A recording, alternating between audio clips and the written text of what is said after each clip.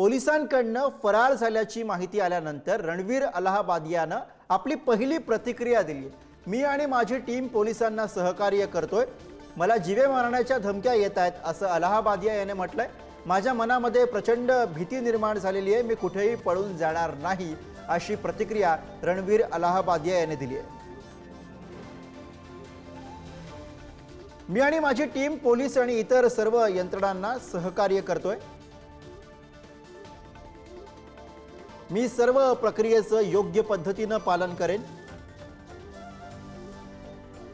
पालकांबद्दल केलेलं विधान अतिशय असंवेदनशील आणि अनादर करणारं होतं, मी मनापासून दिलगिरी व्यक्त करतो। मला जीवे मारण्याच्या धमक्या सुद्धा येत आहेत।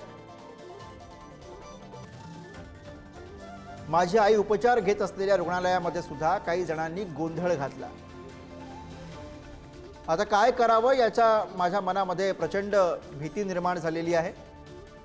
मी कुठेही पळून जाणार नाही, पोलीस आणि न्याय व्यवस्थेवरती माझा पूर्ण विश्वास आहे। रणवीरची प्रतिक्रिया।